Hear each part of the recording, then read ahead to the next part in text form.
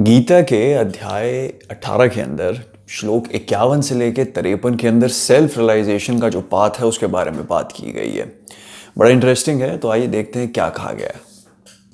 बुद्धया विशुद्धया युक्तो धृत्यात्मनम नियमम च शब्दादि निविश्य स्त्यावक्तवा राग द्वेषी विदुस्य च विवक्त सेवी लघुवाशी यत वाक्य मानसः ध्यान योग्य परो नित्यं वैराग्यम समुपृषितः अहंकारम बलम दर्पम कामम क्रोधम परिग्रहम विमुच्य निर्मम शांतो ब्रह्म भूयाय कल्पते।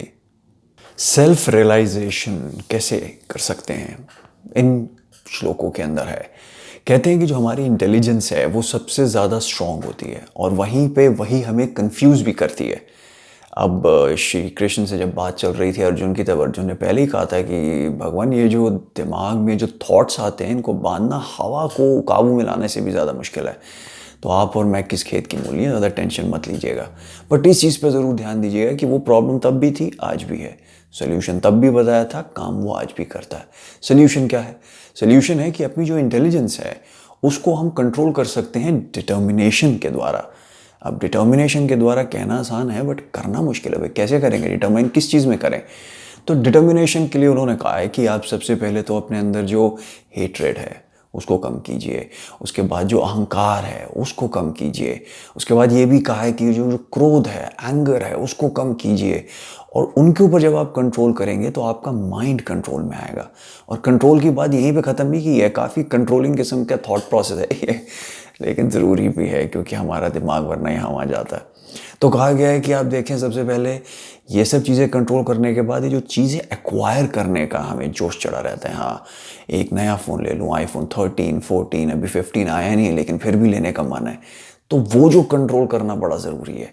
और वहीं पे ध्यान देने का एक और इम्पॉर्टेंट चीज़ कही गई है कि अकेले रहना सीखें। जी हाँ, इसमें कहा गया है कि जो अगर आप अकेले खुश रह सकते हैं तब ज़िंदगी आपके लिए बेटर हो जाती है। दिमाग को कंट्रोल करना सिंपल रहता है। इसका मतलब ये नहीं कि आप दुनिया में ना जाएं, फैमिलीज़ में ना जाएं, बट अगर आप अकेले हों तो उधर भी रह पाएँ, कोई दिक्कत ना हो।